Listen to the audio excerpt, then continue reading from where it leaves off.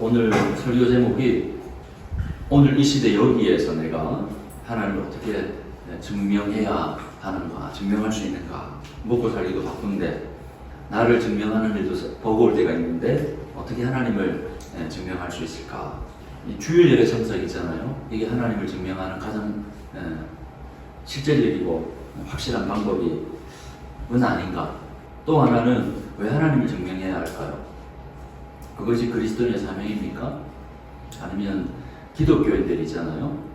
기독교의 본원입니까 이게? 아니면 부업입니까? 아니면 여러 취미 활동 중에 그냥 하나 종교 활동입니까? 이 질문을 염두에 두고 본문을 한번 살펴보도록 하겠습니다. 이 열왕기서는 왕들의 이야기인데요. 도표에서 보는 것처럼 통일왕국 시대에 솔로몬 시대 1장부터 11장, 그게 축약판이라고 말씀을 드렸습니다. 그리고 그 이후에 나라가 어떻게 분열되고, 그리고 그 분열된 나라가 어떻게 멸망하는가, 아수르에게 멸망하고 바벨론에게 멸망해서 어떻게 포로로 끌려가는가, 그 내용을 다루고 있다라는 겁니다. 분열된 이 왕국 속에서 하나님께서 왕들을 평가하는 그 기준이 뭔가? 그게 이제 정치적이고 어떤 군사적인 업적이 아니라 뭘까요? 신학적이고 신앙적인 선택. 여로보암의 길을 선택했는가? 다윗의 길을 선택했는가? 그리고 정계 방식을 보시면 이게 이제 동시연대법이라고 하기도 하고, 북이스라엘을 설명했다가 또 남유도로 갔다가 또 북이스라엘로 갔다가, 이게 이제 지그재그식인데, 동시연대법이라는 게 뭐냐 그러면 여로보암 통치에 대해서 쭉 설명을 해요. 그리고 그 동시대에 그 다음 끝나고 나니까 여로보암을 설명하고 르호보암을 설명하고 그 다음에 아들인 아비야, 아사까지 설명해요. 그러면 그때까지는 누가 다스리고 있었죠? 여로보암. 근데 이 아사 시대에 동시대에 이제 북이스라엘은 여로보암이 마감하고 누가 다스린다는 거죠? 나답. 그 다음에 바하사, 엘라, 시므리, 비므리, 오므리. 이렇게 지그재그식으로 설명한다 이거죠. 그러니까 오늘은 특별히 아합에게 집중하려고 그러거든요. 왜냐면 우리가 꼭 기억해야 될 예언자가 있습니다. 누구요? 엘리야. 오므리 아들 아합은 그 이전에 있던 왕들보다 더 심각하게 주님께서 보시기에 악한 일을 하였다라는 것이죠. 그럼 어떤 길로 갔다는 거예요? 여로보암의 길을 갔다라는 거죠. 31절에 그는 느밧의 아들 여로보암의 죄를 따라가는 정도가 아니라 오히려 더 앞질렀다라는 거예요. 그는 시돈 왕 엣바을의 딸인 이세벨을 아내로 삼았으며 더 나아가서 바알을 섬기고 예배하였다. 아세라 목상도 만들어 세웠다. 그래서 그는 그 이전의 이스라엘 왕들보다 더 심하게 주 이스라엘 하나님을 진노하게 하셨다라고 말씀하고 있습니다. 그러니까 아합은 하나님의 입장에서 보면 최악의 왕이었다라는 거예요. 역시 여기도 바알 숭배자 아합 왕의 아내 누구죠? 이세벨. 이세벨은 기억해 주셔야 되거든요. 이세벨이 등장해요. 다윗도 여인 때문에 무너졌죠. 솔로몬도 여인 때문에 무너졌죠. 그러니까 아합 왕도 이세벨 때문에 무너졌거든요. 그런 점을 고려할 때 우리 청년들도 배우자 선택할 때 진지하게 고려해야 될 대목이 있다 이거죠. 지금 설교 논지에서 벗어나기 때문에 길게 다룰 수는 없지만 여러분 꼭 기억해야 될 게 있어요. 연애할 때 경제가 또 따져야 되고, 부모와의 관계는 어떻게 해야 될 것이고, 자녀들을 양육하고 뭐 교육관 이런 거 있잖아요. 그것도 충분히 이야기하고 고려해야 되겠지만 신앙관, 종교관 있잖아요. 그것도 충분히 고려해야 된다 이거죠. 그러니까 그냥 점프하고 그냥 지나치잖아요. 넘어가면 나중에 꼭 문제가 생기게 마련이거든요. 자, 이제 이 아합의 폭주에 제동을 걸어야 되지 않겠습니까? 그래서 하나님께서 누구를 보내시는가? 엘리야 선지자를 보내십니다. 그리고 엘리야가 아합에게 이렇게 경고합니다. 내가 다시 입을 열기 전에 어떻게 되는가? 비가 절대 오지 않을 것이다. 그게 몇 년이 될지는 잘 모르겠다. 성경에는 나중에 3년 후라고 되어 있는데 어쨌든 곧 가뭄이라는 대재앙이 찾아온다라고 이야기하거든요. 제2의 IMF가 일어난다 이거죠. 그럼 뭐 기업이 부도가 나고 파산하게 될 것이고 실직자들이 막 속출하게 되지 않겠습니까? 한번 여기 어르신들 생각해보세요. 국민연금 끊기고 노령연금에는 이게 안 나온다고 생각을 한번 해보십시오. 그리고 이제 올해부터 시행되는 민생소비 쿠폰 이 지급이 취소가 된다고 생각해 보십시오. 더 황당한 건 뭐냐 그러면 그 기한을 알 수 없다는 거예요. 이렇게 대재앙을 예고하고 나서 엘리야는 이제 유유히 살아있는. 알고 보니까 그도 그리 시내가에 가서 예외 없이 이 대재앙의 삶의 한복판으로 내던져집니다. 거기서 까마귀가 물을 놔주는 거 있잖아요. 먹으면서 언제까지? 그리 시냇가에 그 시냇가가 마를 때까지. 아, 진짜 하나님의 그 말씀대로 가뭄이 와서 비가 안 오니까 물이 마르네, 시냇가가 마르네. 그럼 그게 하나님의 징조네 하면 좋을 텐데 무슨 일이 발생하죠? 나도 마실 물이 없네. 그러니까 백성의 삶의 고통을 그도 고스란히 경험했어야 된다라는 거죠. 하나님께서 엘리야를 보냅니다. 어떻게 보면 호랑이 굴이죠. 하나님을 섬기는 예언자가 어디로 가는 거예요? 바알을 숭배하는 중심지인 그리로 보내는 것이죠. 그리고는 사르바에 사는 한부모 가정을 만나게 합니다. 그 가정을 만나면 너 먹고 생존하는 거 그거 책임져 줄 테니까. 그 약속을 받고 엘리야가 그 애를 찾으러 갑니다. 근데 재밌는 건 뭐냐면 막상 찾아간 그 가정도 남은 양식이 없는 거예요. 이제 마지막 양식 하나 남았어요. 그래서 그거 먹고 자녀와 함께 죽으려고 했거든요. 그런데 엘리야가 뭐라고 이야기하냐면 마지막 남은 양식 그거 나 먼저 대접하면 하나님께서 쌀통에서 쌀이 안 떨어지고 김치 냉장고 안에 그 김치가 떨어지지 않겠다고 이야기합니다. 지출을 아무리 해도 은행 잔고가 계속 유지된다. 당신이 믿고 섬기는 그 하나님, 그 하나님께서 그런 기적을, 그런 역사를 일으킬 수 있다고 그렇게 생각하지 않겠습니까? 근데 그 여인이 엘리야의 말대로 순종하고 대접을 했어요. 그랬더니 진짜 하나님의 기적이에요. 하나님의 역사를 체험했다 이거죠. 이건 초월적인 거잖아요. 연이어서 또 한 사건이 일어납니다. 여인의 아들이 병들어서 그냥 죽고 말거든요. 이 얼마나 감당할 수 없는 절망의 순간이잖아요. 그러니까 여인도 그렇고 엘리야도 이번에는 화가 났습니다. 하나님이 도대체 이게 어떻게 된 일입니까? 왜 우리에게 이런 일이 일어납니까? 그래서 여인은 이러죠. 도대체 제가 무슨 죄가 있다고 엘리야를 저한테 이렇게 보내셔가지고 내 아들을 죽게 만드십니까? 그리고 엘리야도 아니 도대체 제가 무엇을 잘못했길래 저를 이 여인한테 보내가지고 이런 일을 당하게 하십니까? 라는 것이죠. 엘리야가 할 수 있는 것은 하나님께 부르짖는 것 뿐이었습니다. 그래서 하나님 이 아이를 살려주십시오. 주님 이 아이를 제발 좀 살려주십시오. 그런데 이제 기적이 일어나는 것이죠. 하나님께서 엘리야가 부르짖는 그 기도를 들으시고 아이를 죽은 아이를 다시 살리시고 그 여인이 엘리야에게 이렇게 말했습니다. 이제야 저는 어른이 바로 하나님의 사람이라는 것. 그리고 어른이 하시는 말씀은 참으로 주님의 말씀이라는 것을 이제 알았습니다. 바알이 강력하게 지배하는 한 가정에서 돈이 지배하는 이 세상 속에서 엘리야는 어떻게 하나님을 증명했습니까? 하나님의 기적, 하나님의 초월적인 기적을 통해서 하나님의 살아계심을 증명하지 않았습니까? 드디어 이제 3년이 지나서 하나님의 때가 왔습니다. 고통이 이제 정점에 이렇게 다다랐을 때 아합왕도 백성들도 한계에 직면하지 않겠습니까? 그러니까 당장 원수 엘리야를 찾으라고 국정원에 수배령을 내렸습니다. 근데 그때 엘리야가 하나님의 때를 알고 딱 당당하게 엘리야 앞에 나타나서 이렇게 제안합니다. 이 대재앙의 원인은 내가 아니라 바로 당신이요. 당신이 하나님의 계명을 말씀을 잘 지키지도 않고 하나님을 섬기지 않고 바알을 섬기지 않는다. 그때 이제 엘리야가 이제 승부를 가릴 때가 됐다. 누가 진짜 신인지, 바알인지 하나님인지. 그때 이 바알을 섬기는 지도자들이 한 850명이 됐는가. 850대 1로 한번 내기 시작을 해보자. 장소는 온 이스라엘 사람들이 다 관람할 수 있는 잠실 종합운동장 갈매산으로 한번 가보자. 바로 여기입니다. 여기에서 여기 갈매산. 여기 다 집결해가지고 누가 진짜 신인지 한번 해보자. 경기 내용은 뭐냐 그러면 재단에 제물을 올려놓고 거기에 각자의 신을 부르면 불로 응답하는 그 신이 진짜 신이다. 진짜 하나님이다. 그 좋다 해보자. 바울 지도자요. 가위바위보. 내가 졌네. 너희부터 먼저 시작해봐. 그래서 이제 바알 지도자들이 아침부터 저녁까지 바알의 이름을 부르기 시작합니다. 별의 별 짓을 다 했지만 바알 신은 끝끝내 침묵하거든요. 그 옆에서 지켜본 엘리야가 이제 조롱하기 시작합니다. 바알 신이 급한 볼 일이 있어가지고 외출했나 보다. 피곤해서 코라 떨어졌는가 보다. 이제 드디어 엘리야가 나섭니다. 이스라엘 백성들아, 이제 너희도 선택해라. 바알인지 하나님인지, 돈인지 하나님인지. 언제까지 이 둘 사이에 끼어가지고 머뭇머뭇거리겠는가? 왜 양다리 걸치고 있냐 그 말이에요. 회색 지대는 없어, 중간 지대는 없어, 빨리 결정해. 근데 백성들은 뭘 두고 이렇게 쳐다보면 아무 대답도 하지 않습니다. 아무 선택도 하지 않고 그냥 침묵만 지킵니다. 그래서 엘리야가 무너진 제단을 다시 정성스럽게 쌓은 다음에 제물을 올리고 그 다음에 그것으로 끝나지 않고 하나님이 살아계시는 하나님의 역사를 분명하게 보여줘야 되잖아요. 그래서 어떡합니까? 제단에 물을 붓기 시작합니다. 물을 가득히 부어서 이건 사람의 역사가 아니라 하나님의 역사임을 보이기 위해서 물을 붓고 제사를 드릴 때가 되니 엘리야 예언자가 앞으로 나서서 이렇게 기도하였다. 아브라함과 이삭과 이스라엘을 돌보신 주 하나님, 주님께서 이스라엘의 하나님이시고 나는 주님의 종이고 내가 오직 주님의 말씀대로만 이 모든 일을 하고 있다는 것을 오늘 저들이 알게 하여 주옵소서.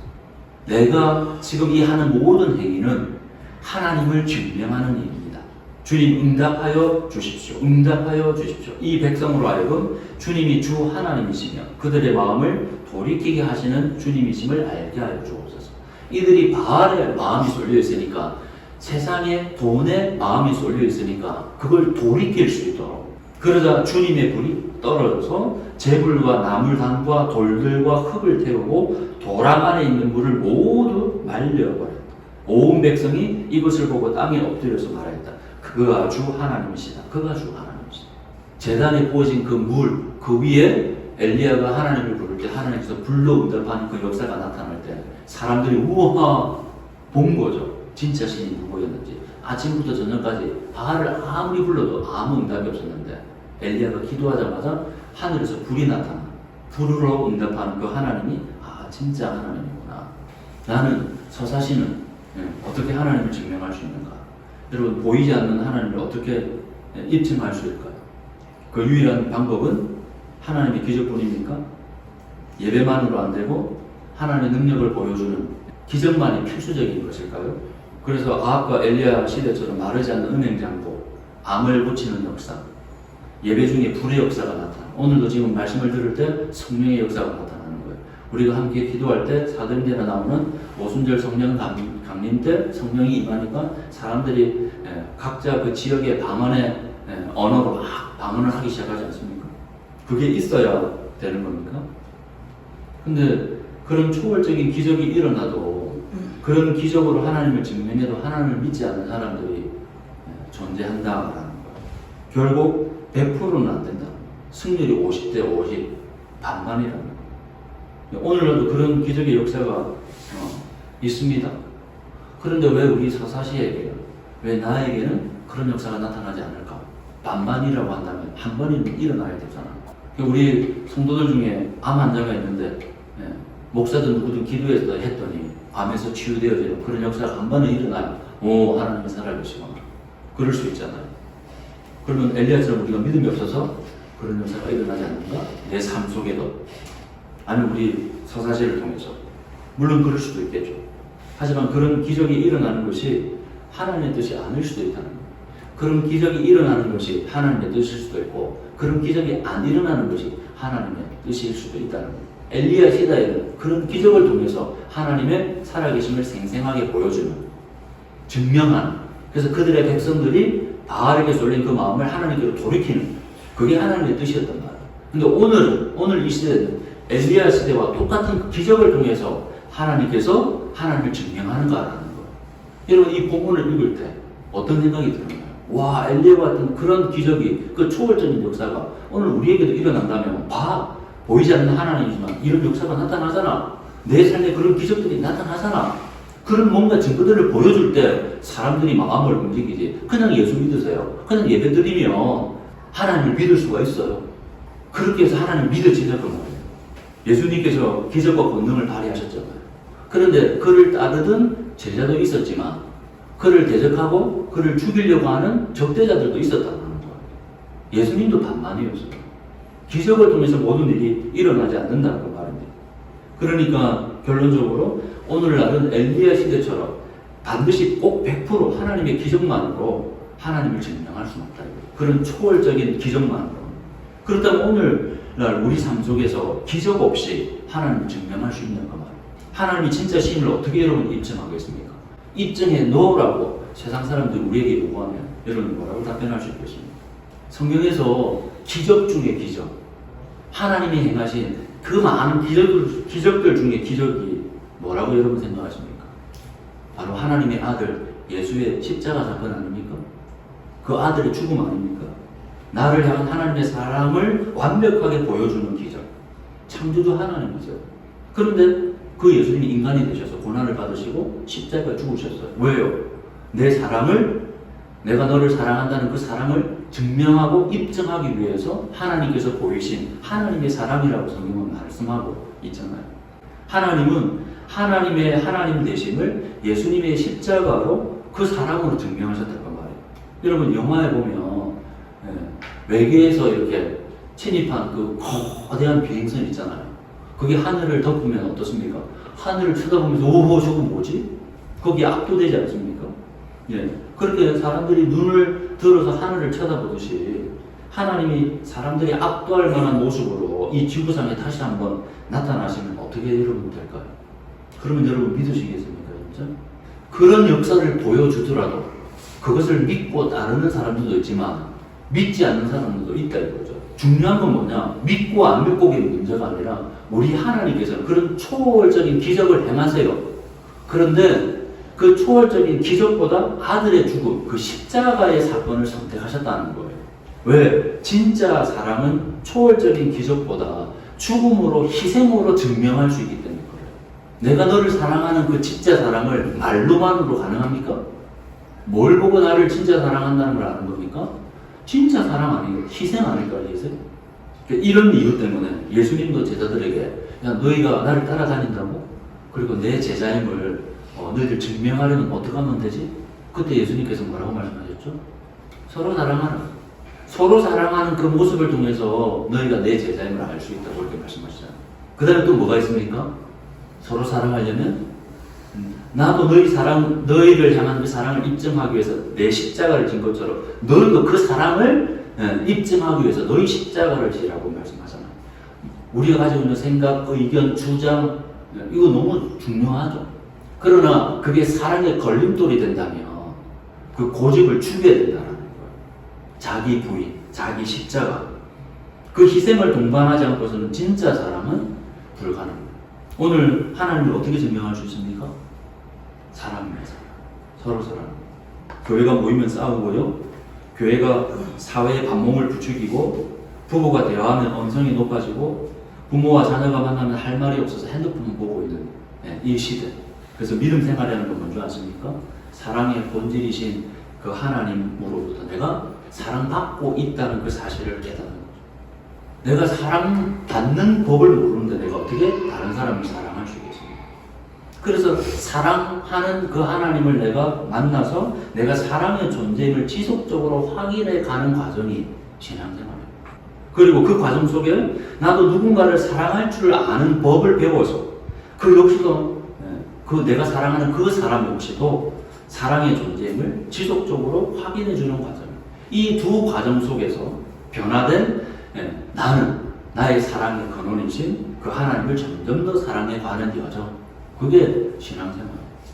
우리가 서사시로 성도들이 새로운 성도들이 왔는데 내가 이곳에 오니까 내가 나일 수 있구나. 내가 사랑받는 존재이구나. 내가 가치 있는 존재이구나. 나는 이 공동체에 아무 도움이 안 되는데 그래요. 아무 도움이 안 돼요. 그럼에도 불구하고 아무 도움이 안 되는 그 한 사람조차도 그 공동체가 믿어주고 아껴주는 그걸 그 사람이 느낄 때까지 기생충에 이어서요. 미국에서 K 애니메이션 열풍을 일으킨 장성호 감독이 만든 킹 오브 킹즈라는 근데 제작비가 없어가지고 몇 년 만에 완성된 작품이냐면 10년 만에. 그러니까 우여곡절이 얼마나 많았겠어요. 그러니까 중간에 포기하라고 권유도 많이 받고 포기하고 싶을 때가 얼마나 많았겠습니까? 근데 그걸 참아내고 견딘 이유가 뭐냐? 예수의 이야기를 전하고 싶었다는 거예요. 누구에게? 유리와 같은 내 자녀에게, 어린 자녀에게. 왜? 이 예수의 얘기만이 이 내가 세상을 지금 살아가면서 가장 들려주고 싶은 이야기다. 왜? 그 안에 사랑의 이야기가 있습니다. 나를 향한 그분의 사랑 이야기 때문에 그래서 우리 자녀들이 우리 후세대가 주님께서 뭐 여러 가지 초월적인 기적도 행하시고 능력도 행하셨지만 가장 중요한 그 모든 것이 나를 향한 그 사랑이었다라는 것을 확인시키기 위해서 이 영화를 10년이라는 그 세월 속에 고통 가운데 인내하면서 만들어냈다라는 거예요. 지금 신뢰도 꼴찌가 우리 기독교입니다. 아시죠? 하나님이 살아계시다고 말할 수 없는 지금 기울어진 운동장에 우리가 살고 있습니다. 바로 거기에서 우리가 어떻게 하나님을 증명할 수 있겠습니까? 아내가 기뻐할 줄 알고 음식 쓰레기를 시키지도 않았는데 그걸 해가지고 버리고 왔다는 거예요. 아, 이제 아내가 칭찬해 주겠지. 아내가 어떻게 했을까요? 갑자기 이상한 음해효과를 냈다는 거예요. 음식 쓰레기를 버리다가 잘못해서 그 음식이 그 옆에 어디 떨어졌는가 봐요. 그랬더니 아내가 아내를 위해서 그걸 버린 걸 갖다가 생각지 못하고 이거 뭐야? 이랬다는 거예요. 그때 어떡할까 우리 남자들. 내가 봐라. 다시는 버려주나 봐라. 자, 그럴 때 우리가 어떻게 해야 됩니까? 예수 안 믿는 사람은 다시는 그렇게 하면 돼요. 근데 예수 믿는 사람은 화를 돋구잖아요. 기분이 얼마나 상해요. 아니, 아내를 위해서 그렇게 한 건데. 근데 아무 소리 하지 않고 사라가 아브라함을 하나님처럼 여기고 순종한 것처럼 그냥 아내에게 그랬냐면서 토 달지 말고 어떻게 하면 되죠? 오늘도 내일도 십자가로 올라가서 나를 죽이고 다시 음식 쓰레기를 버리면 되죠. 우리 교회 남자 성도들이 다 도망간다 하더라도 이게 하나님의 명령이에요. 그렇게 하면 아내도 십자가를 진다고요. 여러분, 저의 생일이 7월 10일 대속죄일이잖아요. 교회 식구들이 아무도 기억해 주지 않았어요. 이제 저는 몰랐는데 아들이 아마 청년에게 공유해서 누군가 그걸 올렸어.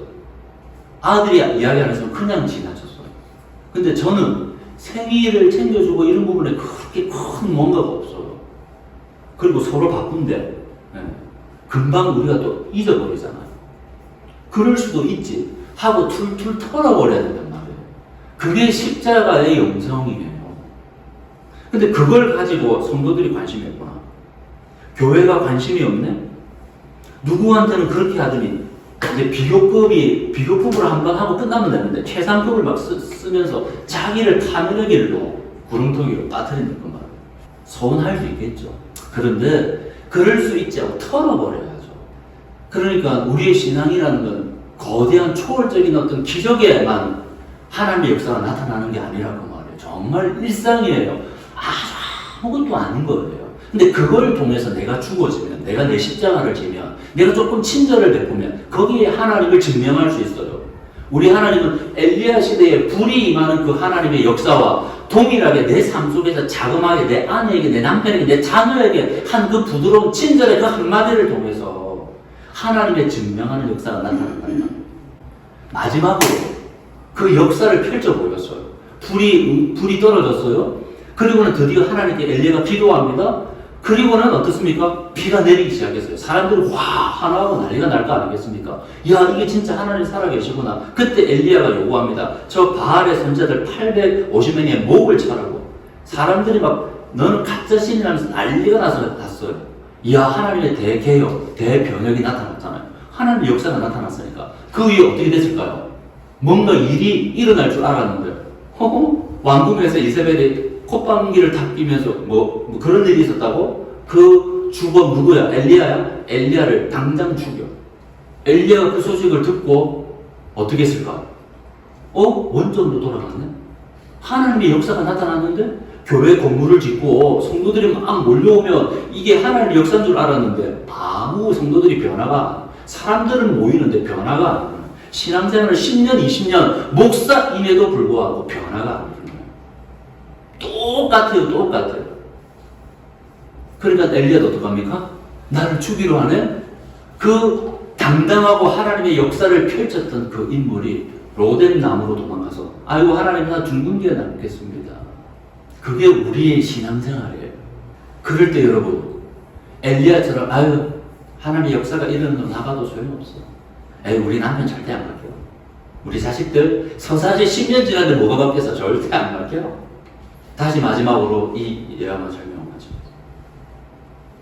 이분이 10년 동안 대단하지 않습니까? 10년 동안 이 한 작품 주변에서 얼마나 소리가 많았겠어요. 포기 안 된다고. 근데 이분이 이 과정 속에 돈이 없으니까 중도에 포기하고 또 돈을 마련해서 또 하고 그러면서 그 말씀이 이 10년 동안 그냥 들었던 말씀이 내게 확신으로 다가오고 거부할 수 없는, 부인할 수 없는 그 말씀으로 자리 잡았다고 소개한 그 말씀이 있는데 내가 주는 물을 마시는 자는 영원히 목마르지 아니하리라. 10년 동안 못 말랐는데요. 그럴 때마다 하나님 앞에 기도하고 또 안 되고 또 무너지고 다시 원점이고 그것을 10년 동안 반복하면서 그럼에도 불구하고 내게 주는 물을 마시는 자는 예수님께 주시는 물을 마시는 자는 영원히 목마르지 않으니 내가 주는 물은 그 속에서 영생하도록 솟아나는 생물들. 이 말씀이잖아요. 안 될 것 같고 포기할 것 같고 또 기도하고 또 무너지고 또 다시 일어서고 다시 도전하고 10년이 흐르면서 뒤돌아보니까 하나님께서 역사하셨네. 하나님께서 길을 여셨네. 하나님께서 사람을 만나게 하셨네. 하나님께서 일이 되게 하셨네. 그리고 하나님께서 결국 완성케 하셨네. 그 과정이 끝나면서 이 말씀을 내가 부인할 수 없다는 거예요.